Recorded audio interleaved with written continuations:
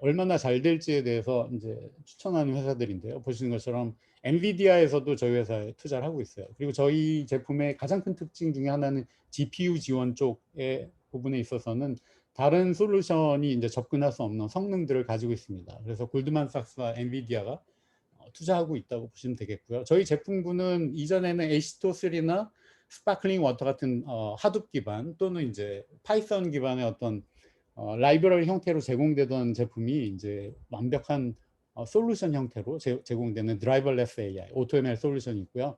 이 드라이버레스 AI에서 만들어진 모델, 뭐 H2O3에서 만들어진 모델도 관리하지만 이거를 MLOps 측면에서 DevOps에서 만든 걸 MLOps에서 이제 모델을 관리하고 드리프팅 디텍션의 기능을 제공하는 MLOps 제품이 있습니다. 이 두 제품이 이제 메인 제품이라고 보시면 되겠고요. 이 제품을 통해서 나온 어떤 결과를 플랫폼 또는 클라우드에서 공유할 수 있는 오픈소스 개발 프레임워크가 있고요.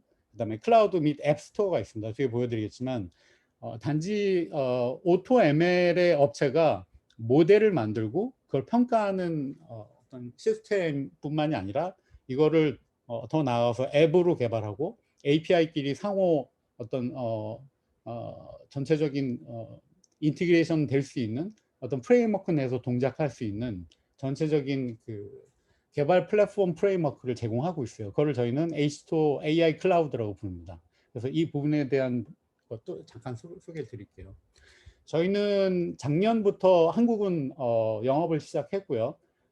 짧은 시간이지만 그동안 뭐 LG화학, LGCNS, 신한은행, 오렌지라이프, CJ로지스틱 등 국내 고객을 확보하는 데 많은 노력을 했고요. 그다음에 이 제품에 대한 실제 이제 업무에 적용이 돼서 사용하고 계세요. 전 세계적으로는 뭐 아시는 것처럼 AT&T나 시티뱅크, 코카콜라, 펩시, 그다음에 뱅크 오브 아메리카 같은 굉장히 큰 기업에서 엄청난 데이터를 예측해야 되는 그런 분야에서도 H2O를 구매해서 사용하고 계세요. 그래서 이런 부분에 대한 고객은 뭐 저희는 고객 신장세가 꽤 높은 편이고요. 최근에도 싱가포르 쪽과 이제 미국에서 많은 고객 사례를 만들어내고 있습니다. 저희가 이렇게 잘 되고 있는 부분에 대해서 가트너는 이렇게 평가하고 있어요. 매직 쿼드런트로 보시면은 두 가지 측면에서 H2O를 굉장히 높게 평가하고 있습니다. 보시는 것처럼 단지 오토 ML 제품이 아니라 클라우드 플랫폼에서도 앞으로 비저너리로 충분히 발전할 가능성이 있다고 보고 있고요. 거기에 대한 이제 팩터로 보고 있는 거는 플랫폼이 일관성이 있다. 모든 모델을 만들고 이거를 앱으로 만들어서 클라우드에 배포를 하는 어떤 전체적인 일관성 있는 플랫폼 시스템을 가지고 있고요. 이것이 뭐 쿠버네티스 기반의 앱스토어 포털로 가고 있어서 이 시스템을 유지하고 그다음에 개발하는데 굉장히 유연성을 제공할 수 있습니다. 그래서 오토 ML 쪽에서는 업계의 리더로 자리 잡고 있고요. 그다음에 오른쪽에 보시는 것처럼 데이터 사이언스나 머신러닝 영역에서도 가치를 창출하고 앱 플랫폼에 확장력을 줄 수 있는 풍부한 해석 능력의 AI. 최근에 머신러닝 인터프리터빌리티라고 블랙박스 같은 어떤 모델에 대해 어떤 해석의 가치를 부여하는 기능이 저희 제품에 적용이 되어 있습니다. 그래서 이 부분 또한 가트너에서 많이 인정하는 부분이고요. 발전 가능성이 높은 부분이라고 생각이 되고 있습니다. 글로벌 포춘 100 보시면 아까 말씀드린 것처럼 웬만한 대기업들에는 저희 제품이 들어가 있다고 보시면 되겠고요. 그리고 저희 제품의 지금 영업력이나 마케팅 능력에 의해서 굉장히 빠르게 확산되고 있는 상황입니다. 글로벌 1000이나 뭐 다우 지수 30 쪽에 해당하는 고객들은 H2O를 사용하고 있다고 보시면 되겠고요. 그러면 과연 H2O는 어떤 제품을 가지고 있는지 간단히 설명을 드릴게요. 보시는 것처럼 데이터 사이언티스트를 위한 오늘 소개드릴 드라이버레스 AI, 오늘 이제 사례들은 다 드라이버레스 AI라는 AutoML 솔루션을 통해서 모델을 구축하고 그 다음에 스코링 파이프라인을 개발을 해서 지금 사용하고 있는 솔루션이라고 보시면 되겠습니다. 이 모델을 운영하고 그 다음에 이 모델을 다시 리러닝, 다시 재학습을 해야 될 시기를 알려줄 수 있는 솔루션, MLOps라는 솔루션이 있고요. 그다음에 이런 드라이버레스 AI와 MLOps에서 어떻게 이제 DevOps와 MLOps의 순환적인 전체적인 모델 워크 프로세스를 애플리케이션으로 개발하고 이걸 배포 공유할 수 있는 웨이브란 이제 API 시스템하고 AI 앱 스토어라는 이제 플랫폼을 제공하고 있어요. 이 네 개의 모든 제품은 엔터프라이즈 스팀이라는 포털을 통해서 일관성 있는 공유 모델을 만들고 있어요. 그래서 데이터 사이언티스트 뿐만이 아니라 이 모델을 운영하고 또 이제 앱을 개발하고 실제로 사용하는 비즈니스 사용자가 원활하게 커뮤니케이션하고 인터랙션을 할 수 있는 전체적인 공유 플랫폼 엔터프라이즈 스팀을 통해서 사용할 수 있는 모델을 가지고 있다고 보시면 되겠습니다. 자, 그러면 드라이버레스 AI가 뭐냐 보면 가장 직관적인 AutoML 솔루션이라고 소개시켜 드릴 수 있어요. 그러니까 대부분 데이터 사이언스 파이프라인으로 개발하는 쪽에서는 뭐 인터페이스 자체가 없죠. 어떻게 보면 프로그래밍 랭귀지로 모든 소스 코드를 만들고 거기에서 이제 일련의 프로세스가 일어나는데, 화면에 보시는 것처럼 화면의 왼쪽은 이제 데이터를 어떻게 가져오고 트레이닝, 그다음에 테스트, 밸리데이션으로 나누고 여기에 있는 데이터 프로파일이 어떻고 여기에 대한 이제 모든 프리퀀시 관련된 부분 내용을 가지고 있는 데이터 부분, 그다음에 학습을 어떻게 시킬 건지에 대해서 복잡한 세팅이 필요 없이 보시는 것처럼 정확도, 그다음에 몇 번을 학습을 시킬 건지, 그다음에 보다 해석력이 높은 모델을 채용할 것인지에 대한 어떤 이 세팅을 설정하게 돼 있어요. 그리고 여기에 대한 이제 스코어러를 뭐 AUC, 예를 들어서 뭐 임발란스 데이터나 뭐 일반적인 데이터에 대한 액큐러시를 체크하는 부분에 AUC나 뭐 F1 스코어, F2 스코어 또는 로그로스 이런 이제 스코어러들을 해서 각 데이터 형태나 비즈니스 모델에 맞는 스코어를 선택할 수 있는 모델이 있고요.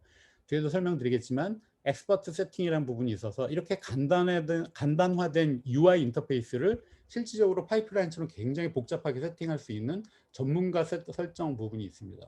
그래서 이 부분의 설정이 이제 완료가 되면 보시는 것처럼 스코어링 그 리더보드를 통해서 전체적으로 어떤 알고리즘이 어떤 효과를 가지고 이제 점점 저희는 피처 에볼루션이라고 부르는데요. 피처 에볼루션을 통해서 점점 이제 피처들이 좋아지고 피처를 최후에 이제 어떤 옵티마이즈된 피처를 선택하는 피처 옵티마이제이션 이후 피처 셀렉션까지의 어떤 과정을 볼 수가 있어요. 수치를 통해서. 그래서 여기 인덱스화된 어떤 정확도를 통해서 어떻게 향상되는지를 볼 수 있고요. 여기에 대한 이제 ROC 커브, AUC 뭐 그 스코어를 여기서 이제 확인을 할 수가 있습니다. 그래서 전반적으로 굉장히 이제 직관적이죠. 딱 요 하나를 통해서 모든 걸 통제할 수 있고, 심지어 이제 GPU가 설정이 돼 있다면 CPU와 GPU 메모리의 전체적인 사용량을 여기서 그래프로 확인할 수 있어요. 그래서 바틀렉이 생기는지, 뭐 다음번에는 이 모델을 만드는데 더 리소스를 추가해야 될지에 대한 의사결정을 할 수 있는 뭐 좋은 인터페이스를 가지고 있어요. 여기에 대한 세부적인 내용은 뭐 많은 기능이 있지만 기본적으로 자동화된 오토 ML의 특징이 뭐냐면 모든 걸 다 자동으로 만들어 준다는 건데요. 입력 데이터를 자동으로 시각화해 줍니다. 그래서 이 데이터가 편향돼 있는지, 분포가 어떤지, 여기에 대한 데이터 컬럼 간의 관계가 뭐 리퀴지 관계에 있는지 이런 것들을 다 파악을 할 수 있고요. 내부 세팅을 통해서 또는 전문가 설정을 통해서 이런 부분의 옵션을 자동으로 할 건지 아니면 수동으로 다 바꿀 건지에 대한 설정을 다 바꿀 수 있습니다. 그래서 실험에 관련된 거, 모델 구축, 그다음 피처 엔지니어링, 그다음에 여기서 이제 알고리즘인데 뭐 타임 시리즈 관련된 부분의 설정, NLP, 그 내추럴 랭귀지 프로세싱이나 이미지, 그다음에 전체적인 트랜스포머 관련된 부분, 레시피를 어떻게 적용할 건지, GPU 시스템의 코어를 얼마나 할당할 건지 뭐 이런 것들에 대한 내용을 엑스퍼트 세팅을 통해서 다 설정을 할 수가 있습니다. 그래서 이런 인터페이스를 제공해 드리고 있고요. 그다음에 최근에 이제 머신러닝 인터프리터빌리티에 대해서 리즌 코드를 가지고 이 모델이 왜 이렇게 예측하는지에 대한 또는 예측 못하는지에 대한 모델 성능을 평가할 수 있는 여러 가지 방법이 있는데요. 그거를 채용해서 적용을 했습니다. 그래서 기본적으로 샤플리나 PDP 아니면은 K-라임 같은 MLI의 익스플레이너들을 적용을 해서 이 모델이 왜 이런지, 그 다음에 타임 시리즈 같은 경우는 특정 타임 시리즈 구간에서 왜 이런 프리딕션을 하는지 등을 모니터링하고 다 확인을 할 수 있습니다. 또한 익스페리먼트에 대한 모델 다이어그노스틱 화면을 통해서 전체적인 피처 임포턴스를 확인을 할 수 있고요. 각 스코어러에 대해서 각 스코어러별 그 성능이 어떻게 지금 진행됐는지를 한눈에 파악할 수 있는 플롯들을 제공하고, 스코어를 통해서 각 그 피처 임포턴스에 대한 어떤 인사이트를 가져갈 수 있습니다. 컨퓨전 매트릭스도 제공을 하고 있고요.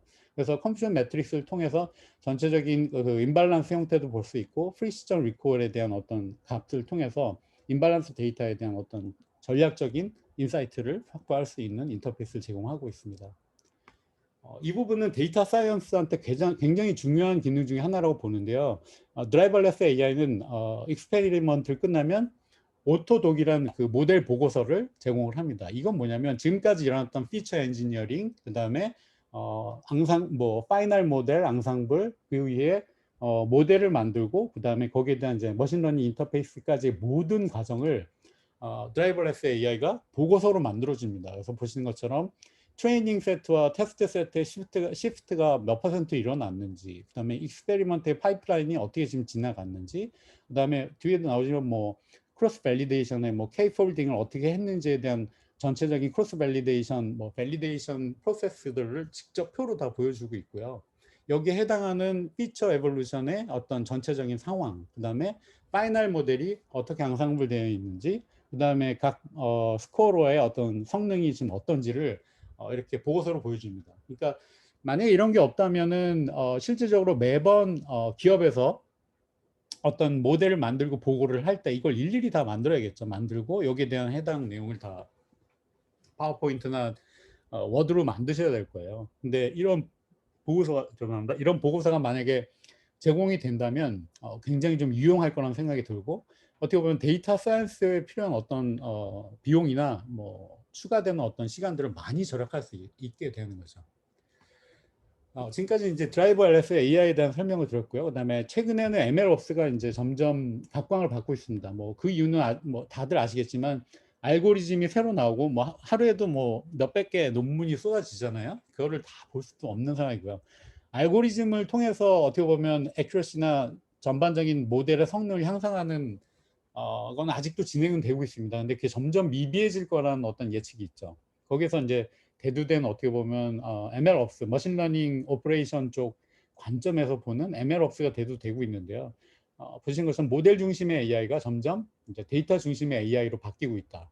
그러니까 데이터를 어떻게 최적화하고 그 다음에 이 모델이 다시 바뀌어야 되는 어떤 시점을 알려주는 건 굉장히 중요합니다. 왜냐하면 모델이 점점 잘못되기 시작하면 그때부터 발생하는 기업의 이제 추가되는 비용은 굉장히 심해질 수 있고요. 예측이 잘못되면서 벌어지는 상황은 굉장히 좀 두려운 상황일 수도 있죠. 보신 것처럼 접근법이 MLOps가 더 효과적이라는 거는 뭐 보신 것처럼 뭐 결함 감지나 오류 감지 이런 쪽에서 보면 모델 쪽을 최적화하고 뭐 앙상블을 만들고 뭐 새로운 어떤 최적화된 알고리즘을 도입하고 거기에 사용된 트라이얼 앤 에러보다는 데이터를 개선해서 좀 더 모델을 최적화하는 게 더 좋다고 이제 평가가 되기 시작한 겁니다. 그래서 이건 어떻게 보면 어플리케이션 관점에서 점점 플랫폼이나 시스템 관점으로 AI가 발전하고 있다고 보시는 이제 트렌드라고 보시면 되겠습니다. 그래서 저희가 가지고 있는 MLOps 아키텍처는 추후에는 이제 다른 모델도 받아들이는 로드맵을 가지고 있어요. 근데 이제 보시는 것처럼 데브옵스에서 만들어진 저희 제품 드라이버레스 AI, 그다음에 스파클링 워터, H2O3에 만들어진 모델을 모두 프로덕션 환경 또는 대부 환경으로 아이솔레이션 할 수 있는 프레임워크를 가지고 있어요. 이 얘기는 뭐냐면 모델을 실제 적용하기 전에 대부 영역에서 충분히 그 샌드박스 역할을 하도록 만드는 거죠. 그래서 샌드박스에서 충분히 모델이 리뷰가 되면 프로덕션 환경으로 릴리즈 할 수 있는 그런 인터페이스를 가지고 있어요. 그래서 이런 모델들을 프로덕션 환경으로 가져갈 수 있는 MLOps만의 이제 오픈 소스 아키텍처가 있어서 디벨롭먼트 환경이나 이제 프로덕션 환경으로 샌드박스 넣어서 프로덕션으로 가고 이거를 모니터링해서 드리프트 카운트에서 드리프트 디텍션을 해서 여기에 뭐 A/B 테스트 같은 어떤 그 MLOps의 개선 방법을 적용할 수 있는 뭐 그런 체계로 돼 있어요. 그래서 이런 것들이 모니터링 되면 추후에 이제 드라이버레스 AI나 모델을 만드는 쪽으로 리러닝을 할 수 있는 전체적인 기능을 제공하고 있습니다. 제공하려는 내용은 이제 로드맵에 있고요. 현재는 아직 구현은 되어 있지 않지만 알러팅을 할 수 있다는 거죠. 그래서 드리프트 감지에 보시는 것처럼 각 개발된 모델이 프로젝트 단위로 전상이 되고 거기에 관련된 모델의 디플로이먼트 상황, 그다음에 몇 개의 모델이 있고 그다음에 어떤 이벤트가 일어났는지 이 모델에 실질적으로 드리프트가 얼마나 일어났는지를 알러트로 보여주게 돼 있어요. 그래서 전체적인 MLOps 관련된 인터페이스를 보여드리고 있어요. 그래서 여기에 이제 어떤 MLOps 단계에서의 모델을 최적화할 수 있는 어떤 기능들을 제공해 드리고 있습니다. 이 부분은 궁금하시면 저희가 나중에 드라이버레스 AI와 MLOps 제품을 POC 할 수 있는 어떤 기회를 주시면 저희가 이런 걸 추진할 수 있도록 설치하고 설치하지 않아도 저희가 가지고 있는 이제 어떤 포털에 있는 플랫폼을 통해서 그 부분을 이제 전체적으로 테스트할 수 있습니다. 이런 부분이 아까 말씀드린 것처럼 클라우드 플랫폼 상에 실제적으로 어플리케이션으로 개발이 될 수 있어요. 보시는 것처럼 앱스토어의 형태로 될 수 있고요. 모든 어플리케이션들은 드라이버레스 AI나 H2O3 같은 오토 ML이나 머신 러닝의 결과의 모델들이 적용이 되어 있는 어플리케이션들이에요. 그래서 실질적으로 AI 워킹을 수행을 한다고 보시면 되겠고요. 이 어플리케이션들은 뭐 보시면은 뭐 커스터머가 아까 말씀드린 뭐 기업의 어떻게 보면 그 주제들이죠. 기업에서 이제 하는 일들의 어떤 부분인데 이 부분들을 AI로 어떻게 자동화할 수 있는지들을 저희가 여러 캐티고리로 이제 작성을 해서 이제 올려놨어요. 그래서 이 포털에는 여러분들이 cloud.h2.ai로 들어오시면은 간단한 로그인 아이디 만드신 후에 이 어플리케이션들을 직접 실행시킬 수 있습니다. 그래서 이 포털로 많이 들어와 보시고요. 들어오셔서 한번 몇 번의 클릭만으로 어플리케이션을 수행할 수 있습니다. 그래서 이거 이 앱스토어의 사용을 추천을 드립니다. 그리고 저희 포털로 들어오시면 이제 많은 고객 사례, 성공 고객 사례가 올려져 있어요. 이 주소로 들어가셔서 커스터머 스토리를 보시면 45개 정도의 이 프로젝트를 담당하고 진행했던 CIO나 아니면 그 프로젝트 담당자 또는 이제 CEO 분이 저희 오토ML 제품을 적용해서 실제적으로 어떤 효과를 이뤘는지에 대해서 말씀을 직접 해주고 계세요. 그리고 어떤 부분이 개선이 굉장히 좋아졌는지에 대해서 설명을 해주고 계십니다. 지금까지는 이제 제가 저희 제품과 관련된 부분, 그 다음에 H2에 대한 부분을 설명을 드렸고요. 이 이후의 세션에서는 저희가 이제 미리 예고해 드린 대로 하이테크 중에도 이제 항공 엔지니어링 쪽 관련된 부분, 그 다음에 철강, 그 다음에 반도체 부분의 사례인데요.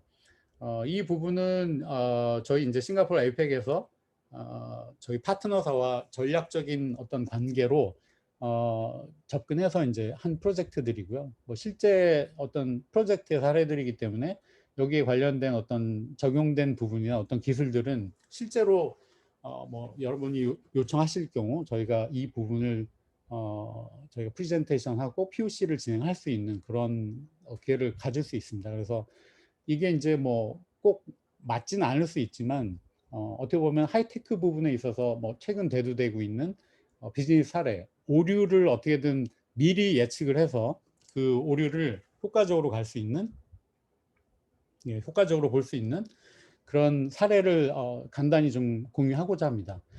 사실 이 사례는 많은 노력이 들어가 있고, 그 다음에 이 부분에 대한 효과를 가져가려는 어떤 비즈니스적인 계획이 있었던 거고, 하지만 드라이버레스 AI가 적용이 됐기 때문에 뭐 6개월에서 1년 걸렸던 어떤 전체적인 프로젝트가 한 달에서 2달 내에 끝났던 사례들이에요. 그래서 저희 드라이버레스 AI 제품, 지금 오토ML 제품을 적용할 경우에 그런 어떤 예측과 관련된 모든 부분 뿐만이 아니라 데이터를 연결해서 전처리하고, 그다음에 그 부분을 피처로 만들어서 얼마나 효과적으로 예측 성능을 높일 수 있는지에 대한 부분이 다 해결이 되기 때문에 그 부분에 대해서도 고려를 해서 이제 프로젝트를 진행하시면 또는 POC를 진행해서 어떤 효과를 가져갈 수 있는지 ROI를 만약에 본다면 앞서 말씀드렸던 1.3% 정도의 ROI는 충분히 뛰어넘고, 뭐 적어도 ROI가 제 생각에는 뭐 7, 80% 가량 되지 않을까 생각이 듭니다. 왜냐하면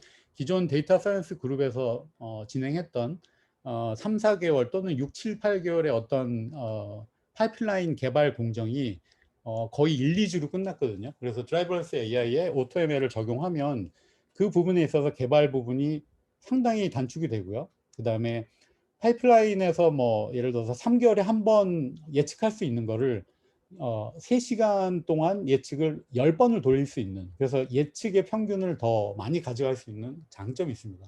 그래서 그런 부분을 고려하시고 한번 들어주시면 되겠어요. 여기 있는 내용은 저희가 직접 한 게 아니라 이제 싱가포르에서 진행을 했기 때문에 제가 트랜슬레이션 한 부분이 있고요. 여기에 대한 질문은 여기 질문란에다 남겨주시면 제가 거기에 부분을 다 링크해서 이메일로 다 해답을 드리도록 하겠습니다. 자, 항공 엔지니어링 예측 정비 사례에 대해서 좀 진행을 할게요. 이 내용을 보면 좀 약간 지루한 부분도 있고요. 너무 항공 엔지니어링 관련된 예측 정비에 특화된 내용일 수도 있는데 최대한 쉽게 설명을 드리고요. 그다음에 어려운 부분은 빨리빨리 진행하도록 하겠습니다.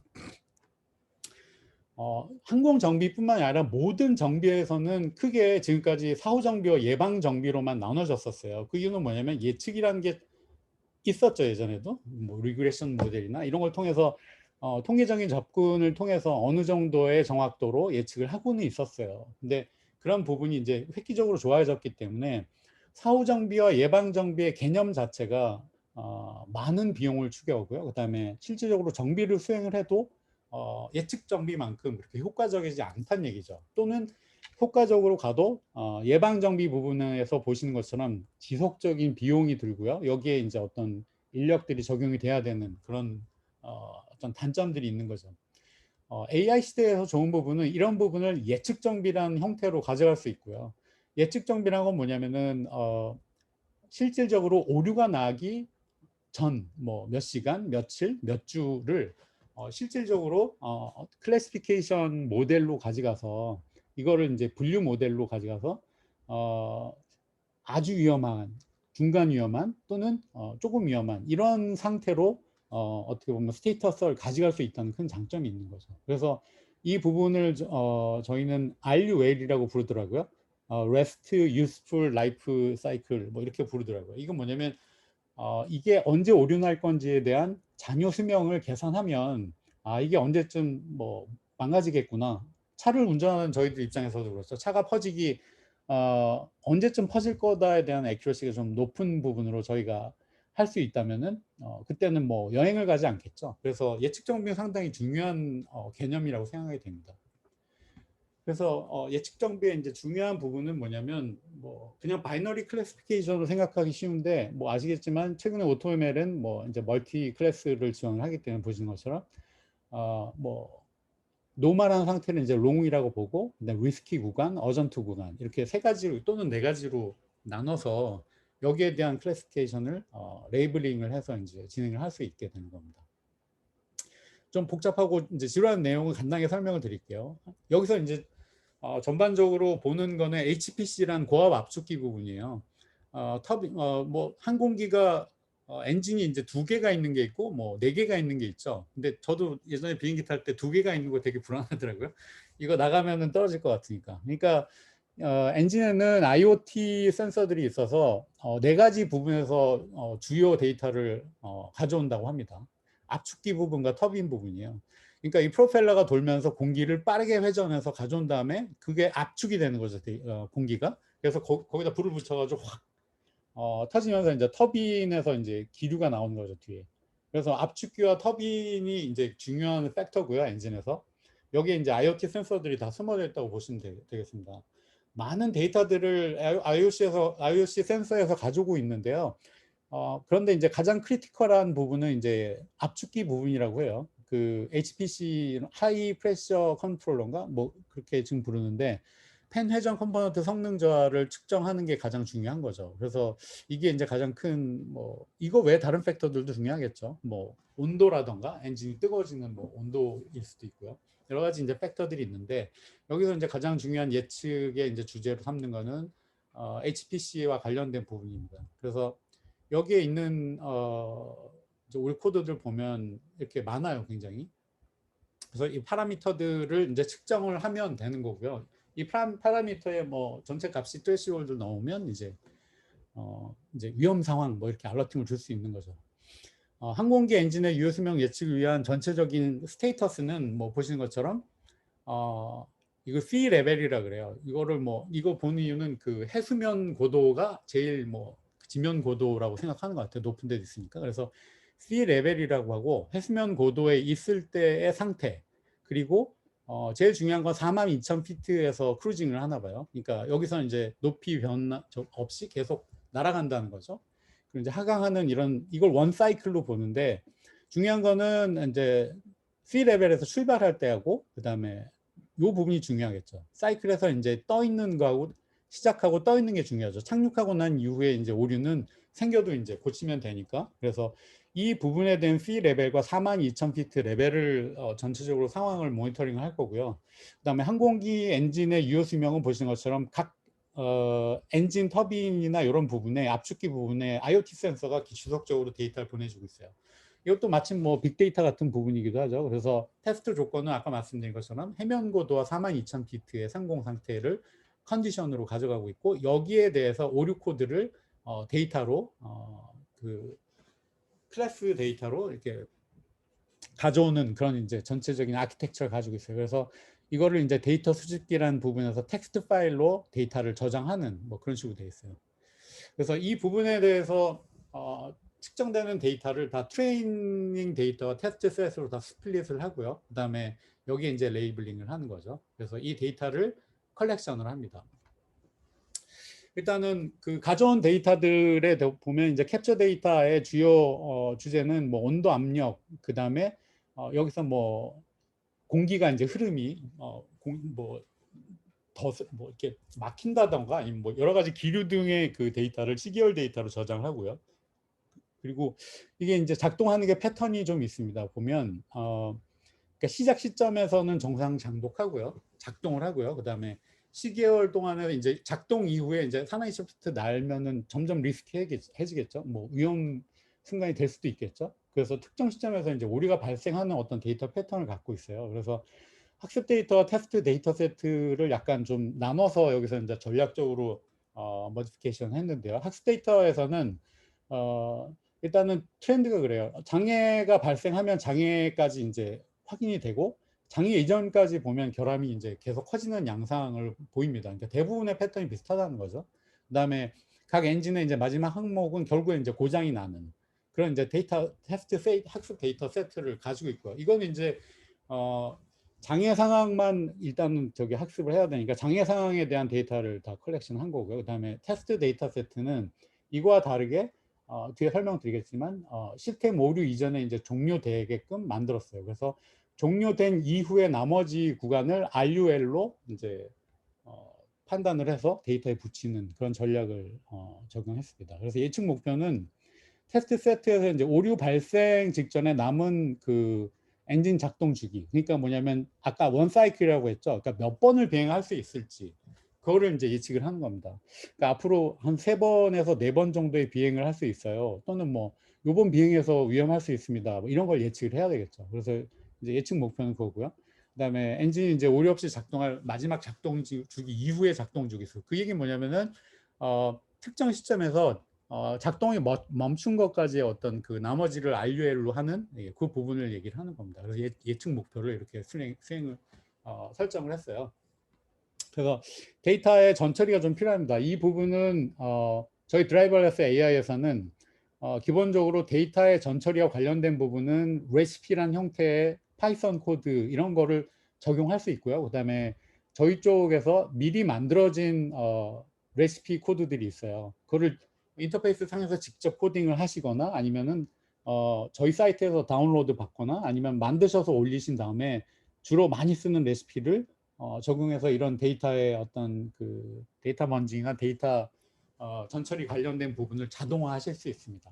자, 트레이닝 세트는 보신 것처럼 특정 어떤 사이클에서 엔진이 오류가 나죠. 그래서 트레이닝 데이터 세트에서는 이 오류 상황의 어떤 데이터만 제거를 하고요. 그 이전까지의 데이터를 이제 트레이닝 데이터로 만들고요.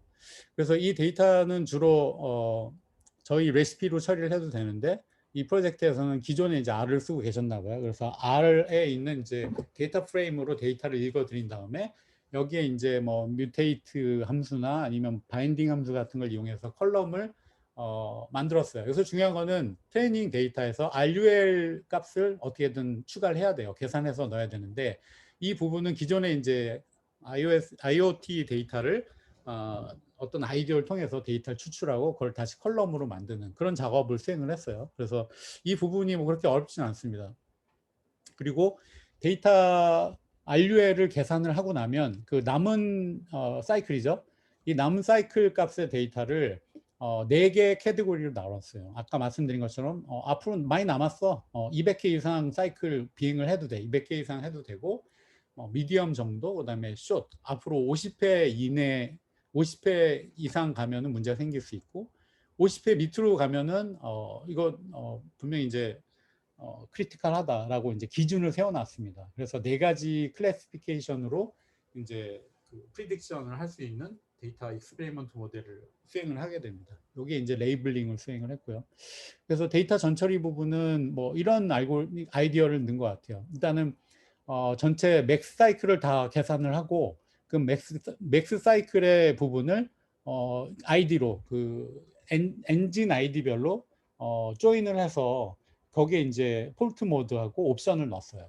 그래서 맥스 사이클 데이터를 추출한 다음에 맥스 사이클에서 현재 타이밍 사이클 데이터를 빼서 남은 잔류 RUL 데이터를 계산을 한 다음에 그걸 컬럼화해서 이렇게 넣었어요. 그 다음에 아까 말씀드린 4가지 캐테고리로 데이터를 넣습니다.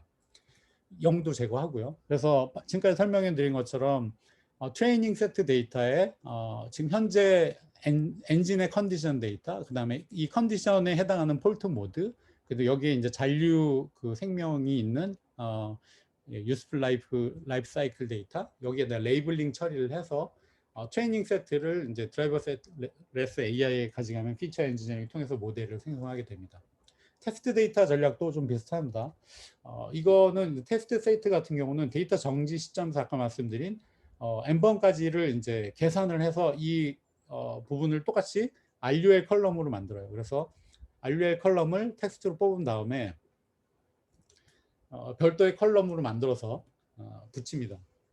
그래서 테스트 세트에 똑같이 이제 붙인 다음에 이 부분을 테스트 세트로 만들어서 이제 실적으로 이제 트레이닝 세트에서 나온 거를 이제 사고된 부분 지우고 나머지 잔류 데이터에 대한 테스팅을 수행해야겠죠. 프리딕션에 대한.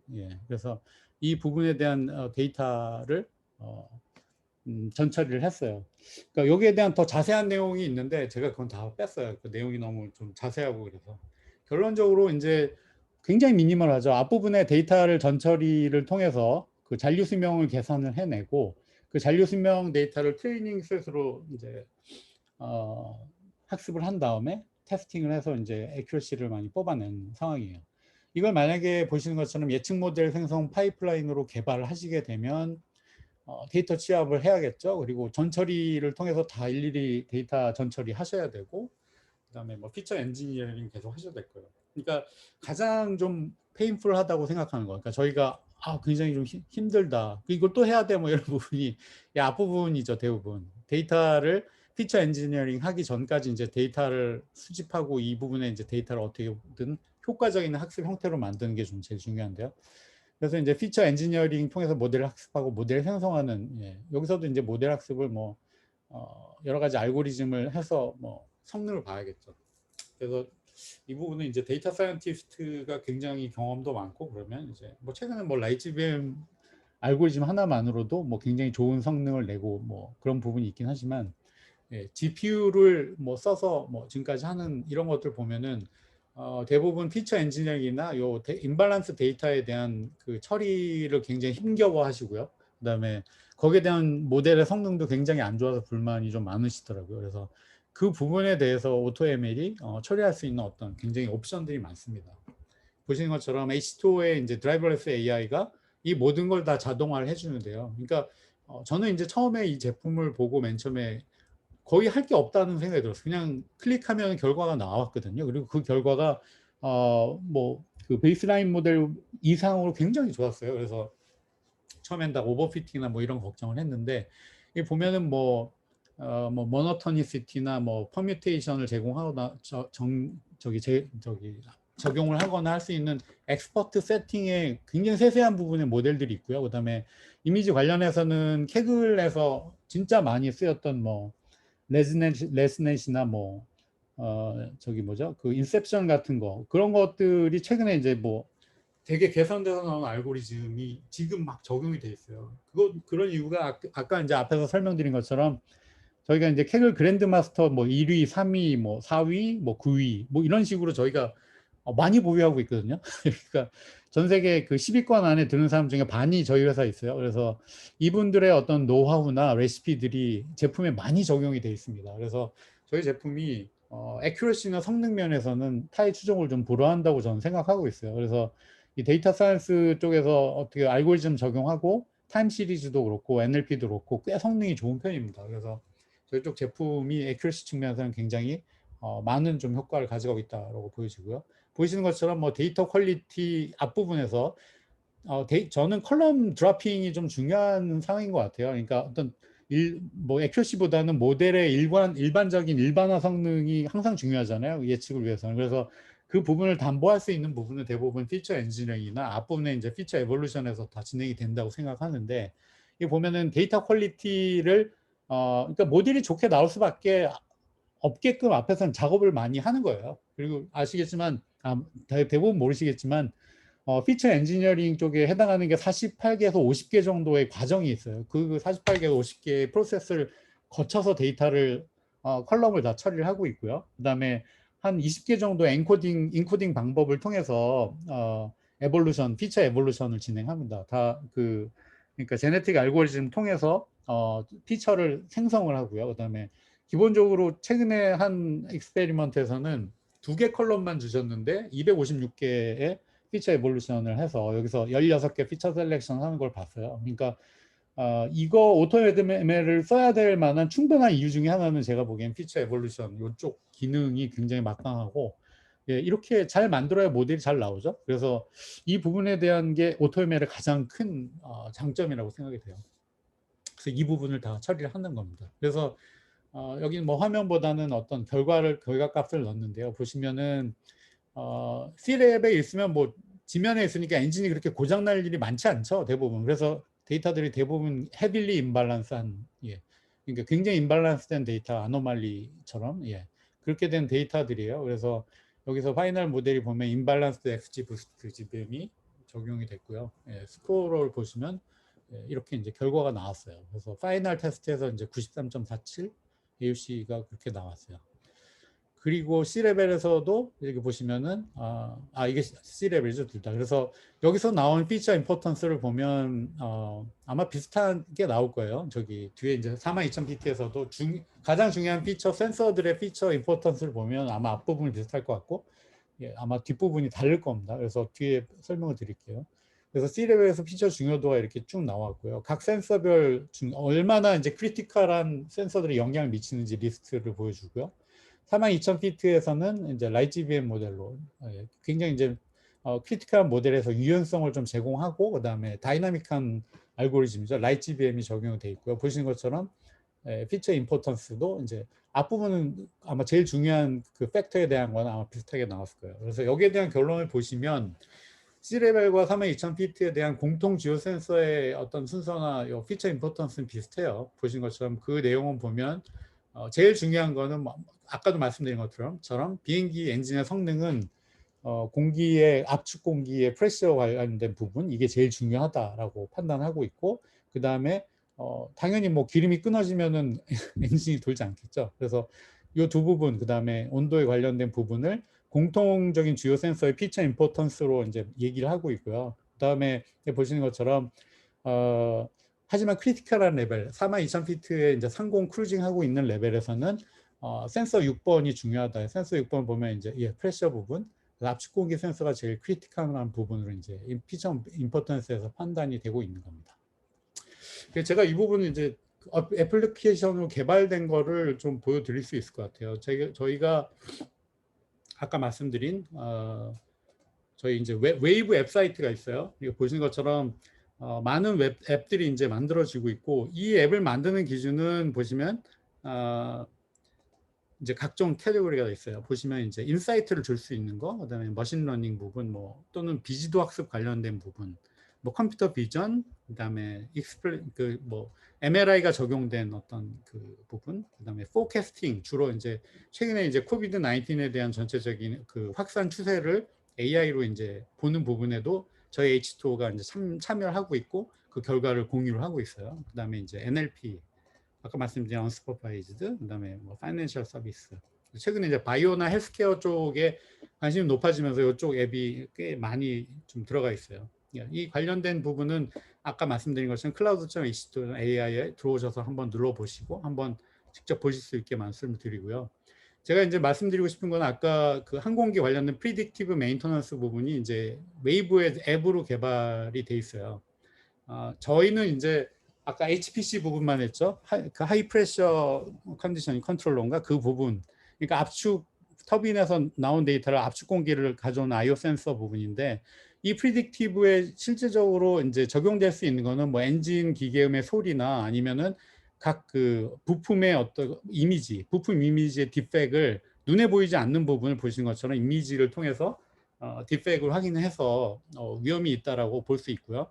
거기에 대해서 이제 RUL을 종합적으로 지금까지는 HPC나 뭐 이런 팩터들만 저희는 사례로 보여드렸는데 이 부분에 이제 종합적인 어떤 요소들을 넣어서 더 정확한 프리딕션을 가져갈 수 있는 앱을 이렇게 개발을 할 수가 있습니다. 그래서 보시는 것처럼 각 엔진에 있는 그 IoT 센서에서 오는 어떤 상황을 그 데이터를 이제 프리딕션 할 수 있는 이거는 이제 모니터링이에요. 전체적으로 그 IoT 센서가 각 사이클당 얼마나 들어온지를 볼 수가 있고요. 여기서 이제 시뮬레이션이 되면 제가 한번 시뮬레이션 해보면 프리딕션 데이터가 이제 지나가겠죠.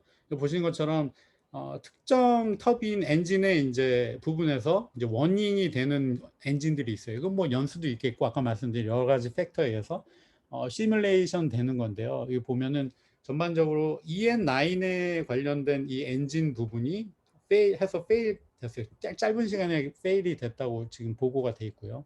그다음에 이 부분에 대해서 프리딕션에 대한 트레시홀드 값을 이렇게 조정을 해서요. 여기에 대한 이제 프리딕트를 볼 수 있어요. 뭐 이거는 뭐 200시간 기준 또는 뭐 더 넓게 하면은 뒤로 갈수록 이제 문제가 더 되겠죠. 리스키해지겠죠. 이게 돌아가는 거니까요. 그래서 여기에 대한 인사이트를 이렇게 만들 수가 있어요. 이게 보시면은 롱에서 이제 리스키 구간 또는 이제 리스키에서 실질적으로 진행되는 구간을 이렇게 보고 판단을 할 수가 있어요. 이 판단을 한다는 부분은 뭐냐면 이 툴을 통해서 이 부분에서 확대를 해서 이 부분에서 어떤 지금 트렌드를 가지고 있는지를 확인할 수 있다는 겁니다. 그래서 여기에 관련된 부분을 뭐 PNG로 뭐 뽑거나 아니면 이 부분을 패닝해서 전체적으로 지금 트렌드가 어떻게 진행되는지들을 다 확인할 수가 있어요. 그래서 이런 부분에 컴포넌트를 넣어서 시각화할 수 있고 피처에 대해서 아까 말씀드린 것처럼 각 피처가 어떻게 지금 임포턴스를 갖고 있는지에 대한 시각화를 이렇게 줄 수가 있어요. 그리고 센서의 전체 시그널에 대해서 트렌드를 이렇게 볼 수가 있습니다. 그러니까 지금까지 말씀드린 것처럼 프리딕션에 대한 부분을 실질적으로 앱으로 개발하고 모니터링해서 확인할 수 있다는 거죠. 그러니까 이런 부분을 만약에 정비 쪽에서 이제 확인할 수 있고 계속 모니터링할 수 있다면 적어도 어느 시기에 이 엔진이 오류를 일으킬 수 있다는 것에 대한 인사이트를 가져갈 수 있다는 거죠. 그래서 이 부분은 굉장히 좀 중요한 어플리케이션 사례라고 좀 볼 수 있을 것 같아서 데모로 보여드렸습니다. 결론적으로 말씀드리면 뭐 이거는 뭐 관계자분 얘기를 뭐 늘 통해서 들었는데요. 결론적으로 엔진 제조사하고 항공 제조사를 뭐 좋은 모델이다라고 이제 얘기하실 수 있는데 저도 뭐 그렇게 생각은 합니다. 하지만 직접 데이터를 가지고 분석을 하고 예측을 할 수 있다는 것은 중요한 것 같아요. 그러니까 왜냐하면 엔진 제조사나 항공기 제조사에서는 뭐 이런 얘기가 좀 민감할지 모르지만 뭐 좀 민감한 부분을 숨길 수도 있는 거라는 생각은 좀 들거든요. 그건 모르겠어요. 저는 잘 모릅니다. 제가 이게 뭐 문제가 될 수도 있으니까. 그러니까 엔진 제조사와 항공기 제조사의 어떤 부분 때문에 데이터를 어떻게 공유하거나 뭐 이런 부분이 원활하지 않을 수 있다는 생각이 들어요. 예. 뭐 시스템으로 다 연계가 돼 있으면 상관은 없고요. 전 잘 모릅니다. 예. 근데 적어도 항공사에서 자체적으로 그러니까 어떤 위험 상황, 오류 상황을 미리 예측할 수 있다는 건 좀 중요한 것 같아요. 그래서 이 부분에 좀 예측 정비의 기준을 자체적으로 제공하고 그다음에 데이터 소스를 직접 참조해서 관리한다는 거 중요하죠. 그래서 부품 같은 거 또는 비용을 최적화하는 방향으로 가는 건 굉장히 좀 중요한 일인 것 같습니다. 그래서 이런 뭐 장점이 있어요. 예. 여기에 대한 부분은 프로젝트를 해서 실질적으로 더 액츄얼한, 그러니까 뭐 실질적인 어떤 내용을 넣을 수도 있는데, 이런 부분이 이제 진행이 되면 항공사 입장에서 자체적으로 정비에 어떻게 보면 예측을 적용할 수 있다는 건 굉장한 어떤 주제일 것 같습니다. 그다음에 이제 철강 제품 쪽하고, 그다음에 제가 이제 보여드릴 거 두 가지는 다 이미지, 저희가 이제 그래드캠이라는 알고리즘이 최근에 적용이 됐어요. 이거는 아시는 분은 아시겠지만 이제 하이라이팅 기능이 있는 알고리즘이라서 이미지 프로세싱을 하고 나서 여기에 대한 이제 정확도 체크를 할 때 리즌 코드처럼 어디에서 문제가 되는지 하이라이팅을 해서 그 디펙 내용이나 이런 거를 알고리즘 자체에서 확인을 할 수 있는 중요한 기능이 있습니다. 아시는 분 다 아실 거예요. 그래서 철강하고 반도체 쪽은 똑같습니다. 사실 내용은 거의 비슷한 내용이에요. 여기서 이제 저희가 말씀드리고 싶은 거는 대부분의 AutoML 쪽에서 이제 이미지 쪽을 제공하는 부분이 굉장히 소극적이고요. 그다음에 왜냐하면 이 부분은 굉장히 빠르게 진행되고 있고, 그다음에 뭐 캐글에서 많이 사용되던 옛날에 이제 알고리즘들이 사실 달라요. 그러니까 캐글 웨이가 있잖아요. 그러니까 저희가 실질적으로 비즈니스에서 적용하는 알고리즘이나 뭐 이쪽 AI, 이쪽 머신러닝의 방법이 캐글하고 약간 다른 방법이 있어요. 밸리데이션도 예전에 캐글 쪽에서 하는 분들이 보는 관점이 다르더라고요. 그쪽에서 적용하는 방법이나 약간 효율성 측면에서 경험을 토대로 적용하는 게 일반적으로 저희가 알고리즘에서 뭐 적용하는 여러 가지 방법론이랑 좀 차이가 있어요. 근데 이미지에서는 어떻게 보면 저희 쪽보다 그쪽 캐글에서 진행하는 어떤 여러 가지 알고리즘 내용들이 사실 최신입니다. 그래서 드라이버레스 AI에서는 비주얼 AI란 어떤 주제로 이제 제품에 이 기능이 1.8점대 마지막인가 1.9점대부터 적용이 됐습니다. 그리고 최근에는 이제 GPU 쪽하고 멀티 다스크 적용이 되면서 굉장히 큰 데이터를 연계해서 이제 처리할 수 있는, GPU를 구동해서 쓸 수 있는 그런 이제 기능까지 적용이 돼 있어요. 저번 주에 1.9.3 버전이 릴리즈가 됐습니다. 그래서 1.9점 버전부터는 굉장히 시각화나 그다음에 컴퓨터 비전 관련된 부분에 기능이 많이 좀 추가되고 있는 상황입니다. 저희 솔루션은 뭐 경쟁사 제품보다 월등한 부분 중에 하나 GPU 지원이에요. 보신 것처럼 GPU에 파인 튜닝 돼 있는 컨버전 네트워크, 뭐 회귀 모델 이런 거 다 지원하고 있고요. 그다음에 전체 이미지 풀 이미지 학습을 GPU로 할 수 있고, 그다음에 벡터화해서 할 수 있는 CPU로, 뭐좀 GPU가 비싸니까 선택적으로 운영할 수 있는 옵션이 있어요. 그리고 GPU의 가속까지 지원을 하고 있습니다. 그래서 일반적으로 쓸 수 있는 어떤 뭐 며칠 걸리는 모델을 뭐 진짜 빠르게 GPU를 써서 낼 수 있는 그런 부분이 이제 적용이 돼 있어요. 예측 최적화를 위한 많은 이제 부분 중에 하나는 데이터의 익스플레이너블, 그러니까 데이터의 디스크립션을 많이 줘서 이미지를 더 최적화할 수 있는 기능까지 이제 넣었어요. 이미지 데이터에 컬럼에 이제 텍스트나 표 데이터를 이제 병합해서 더 이제 예측이 좋도록 만드는 거죠. 그래서 1.9점 버전부터 이 부분이 이제 적용이 됐어요. 그래서 컴퓨터 비전에 대한 이제 투자가 진행이 돼 있고요. 그래서 이 부분에 대한 어떤 프리트레인 모델을 가지고 있어요, 이미. 그래서 보시는 것처럼 업계에서 많이 쓰는 뭐 댄스넷, 뭐 인셉션, 최근에 이제 엑셉션이나 뭐 이런 것들도까지 지원을 하고 있어요. 이 부분을 선택하거나 뭐 취사 조합해서 더 예측을 높이는데 활용을 할 수 있습니다. 그래드캠 알고리즘 아까 말씀드린 것처럼 어떤 얘가 이제 특정 패턴을 찾는데 어떻게 보면 저희한테 이제 그 굉장히 리즈너블한 부분을 보여주고 있어요. 예전에 이제 저희 그 지사님이 요청을 해서 한번 뭐 한 적이 있어요. 그러니까 위조품 가려내는 패턴을 찾아내는데 되게 좀 재밌었어요. 왜냐하면 그 위조품의 로고나 이런 걸 찾아내는데 얘가 어떤 패턴을 보고 있는지를 이걸 통해서 볼 수 있거든요. 그래서 보신 것처럼 그래드캠의 그 시각화 부분은 굉장히 탁월하다고 보여집니다. 그래서 자체 내에서 이 베이스 모델에 대한 전체적인 그 하이퍼 파라미터가 어떻게 진행되는지도 볼 수 있고요. 그다음에 그 얘가 예측을 잘 했는지 또는 못했으면 왜 못했는지를 그래드캠에 있는 기능을 통해서 확인할 수 있어요. 좀 굉장히 어떻게 보면 수동으로 굉장히 귀찮았던 오그멘테이션도 얘가 뭐 이미지 수가 뭐 몇천 장 수준에서도 오그멘테이션 통해서 확 뻥튀기해서 정확도를 높이는 기능까지 들어가 있습니다.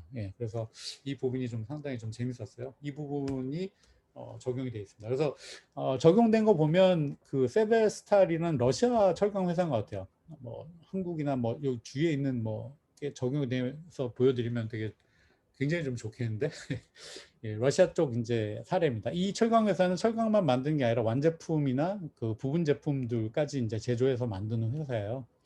그래서 이쪽에서 이제 나온 건 뭐냐면 대부분 이제 철강 쪽의 결함이 비주얼 인스펙션, 눈으로 이제 보는데, 눈으로 보거나 어떤 포토 장비로 이렇게 해서 보는데 그 정확도가 과연 얼마나 더 좋을 거냐는 거예요. 근데 제가 의견을 말씀드리면 여기에 대한 정확도보다는 일반화 성능이 중요한 것 같아요. 뭐 만약에 단일 제품의 특정한 패턴이 계속 나오는 거면 뭐 굉장히 오버피팅 된 상황에서 그냥 진행을 해도 사실 큰 문제가 없을 거라는 생각이 드는데 이렇게 철강 제품이 이것뿐만이 아니라 부분 제품도 있고 완제품도 있는 다품종의 어떤 이런 업계에 있어서는 모델 일반 성능이 더 중요할 수도 있을 것 같아요. 그래서 딥팩의 종류를 4가지 정도로 나눴고요. 보신 것처럼 딥팩 클래스 1, 2, 3, 4에 대한 이미지를 다 넣었고요. 그러니까 저희 자이버레스 AI에서는 그냥 폴더에 그 이미지만 넣고 zip으로 묶어서 그냥 올리면 돼요. 그러면은 얘가 레이블링, 이거 그 디렉토리 이름 자체가 레이블링이 된 거기 때문에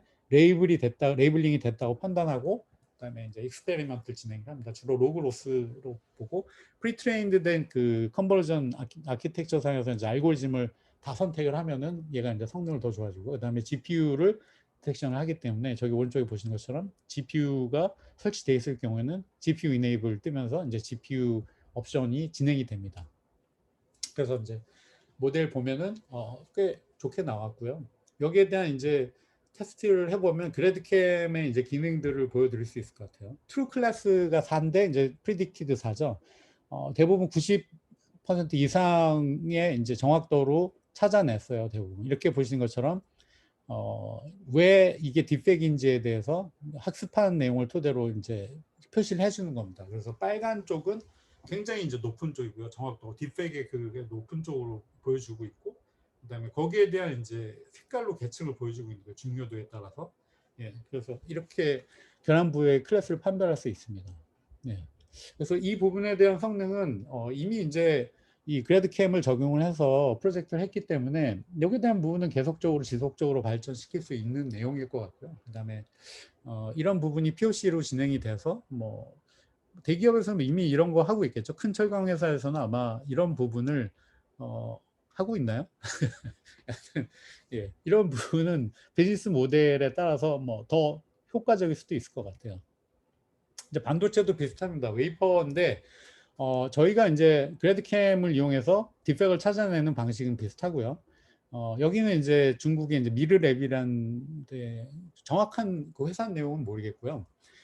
이 부분은 이제 반도체 회사인데 반도체 회사에서 반도체 딥팩을 찾아내는 이제 오류 유형이 있어요. 보신 것처럼 엣지 부분 손상, 가운데 손상, 그다음에 뭐 그 뭐죠? 엣지에서 뭐 중간 뭐 이런 로케이션 부분에 따른 그 디펙들이 있고요. 그다음에 랜덤하게 나오거나 뭐 스크래치가 찍 가 있거나 도넛 모양으로 가 있거나 이런 게 이제 유형화돼 있어요. 그래서 이 오류에 대한 학습을 건수가 이제 전체적인 총 이미지 개수는 80만 건, 꽤 많았던 것 같아요. 예. 저희가 뭐 이렇게 하거나 할 때는 뭐 한 몇천 건 수준밖에 데이터를 안 가지고 계셨는데 여기는 뭐 반도체 쪽에서 계속 인스펙션 하고 그러니까 딥팩 데이터를 줬고 그다음에 전체 테스트된 랏, 그러니까 랏은 그 반도체가 여러 개 들어가 있는 그 판 한 장이죠. 그거에 대한 판이 47,000랏 정도의 개수가 테스트가 된 거라고 보시면 되겠어요. 그래서 똑같이 이제 아까 말씀드린 것처럼 뭐 센터 데이터 이제 센터 데이터의 오류 데이터들의 이제 전체적인 그 분포를 볼 수 있고요. 보시면은 제일 많네요. 니어풀, 예, 뭐 스크래치 데이터도 많은 편이고 보면은 예, 그래서 웨이퍼의 각 위치별로 이제 위치를 이렇게 지정을 하고 어느 부분에서 딥팩이나 이런 게 일어날 수 있는지를 체크하도록 여기에 대한 데이터 부분, 여기에 대한 데이터 부분이네요. 여기에 이제 웨이퍼에 있는 각 위치에 대한 여기서 발생하는 데이터들을 볼 수 있죠. 보시면은 뭐 이쪽이 많네요. 3, 7, 8, 9 부분. 이 부분에 오류가 제일 많이 난다는 거죠. 그래서 오류 건수에 대한 전체적인 디스트리뷰션을 보고 계시고요. 예.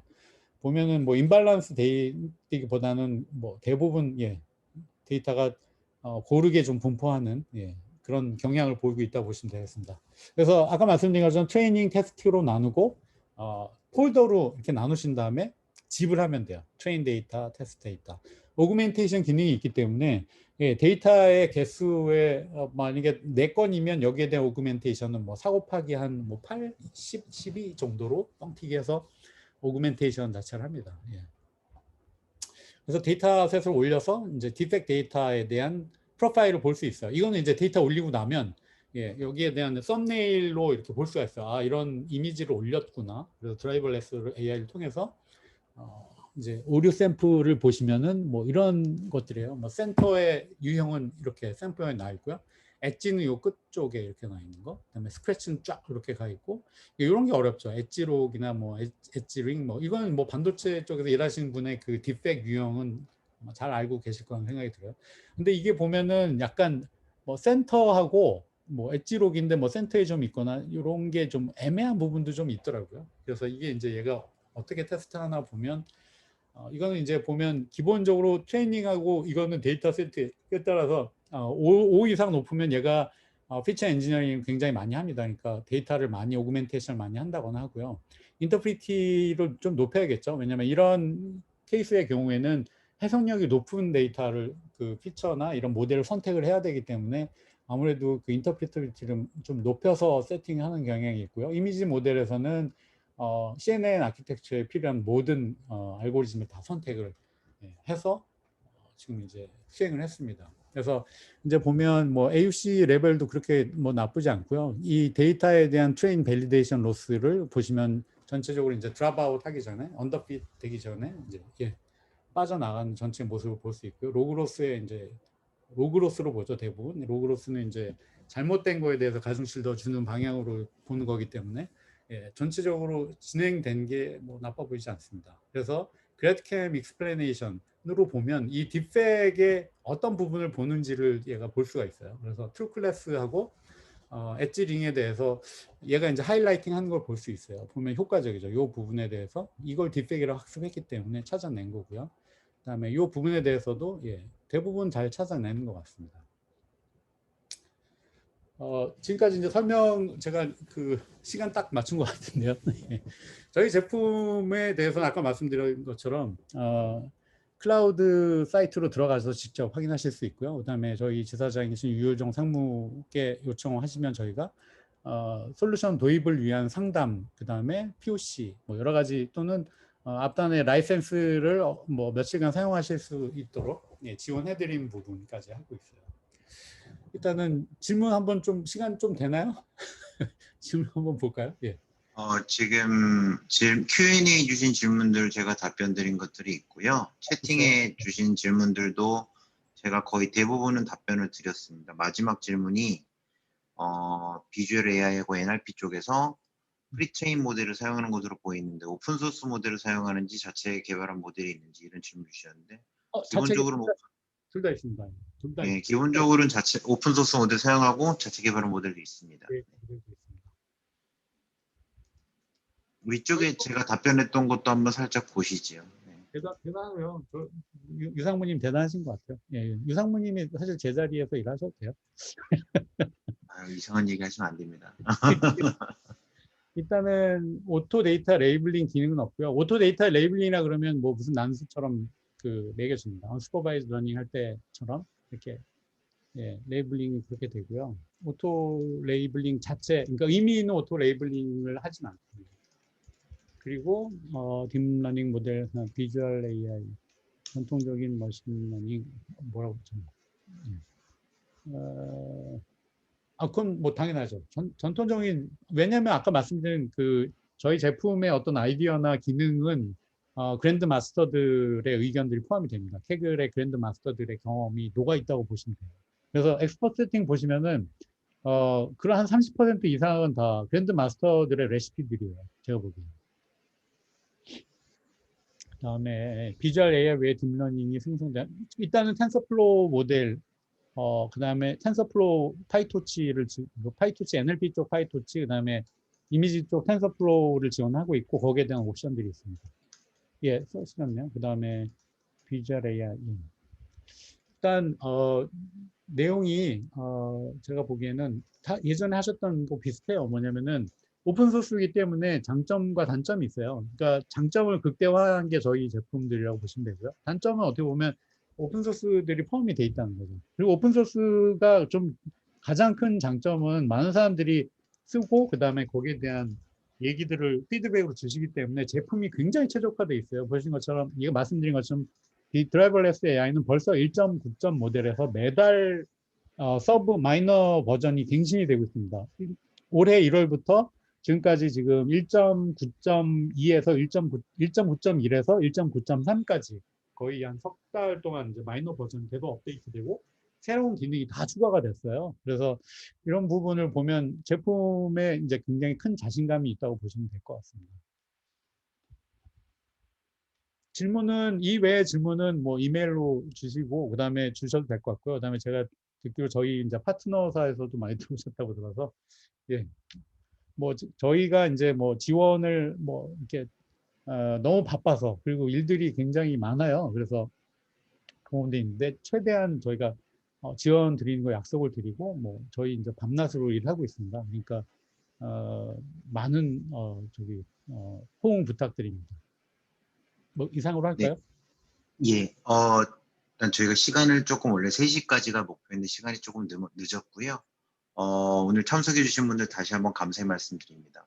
그 질문 주신 것들은 일단 답변을 드렸고, 오늘 발표했던 자료는 저희가 이제 그 내일이나 모레 정도 해서 별도로 공유를 드리도록 하겠습니다. 이후에 추가적인 질문 하실 부분들이 있으시면, 이제 제 메일 주소가 지금 화면에 있으니 메일로 질문을 주셔도 좋고요. 전화번호도 마찬가지로 Q&A 쪽에 제가 답변을 달아놨습니다. 그래서 전화나 메일이나 편하게 연락을 주시면 될 것 같습니다. POC에 대한 관련이든 아니면 회사에서 고민 중인 유스 케이스든 뭐 어떤 질문이라도 괜찮습니다. 그러면 오늘 웨비나는 여기서 마무리하도록 하겠고요. 참석해 주셔서 일단 감사합니다. 감사합니다, 여러분. 예, 또 감사합니다. 뵙길 바라겠습니다.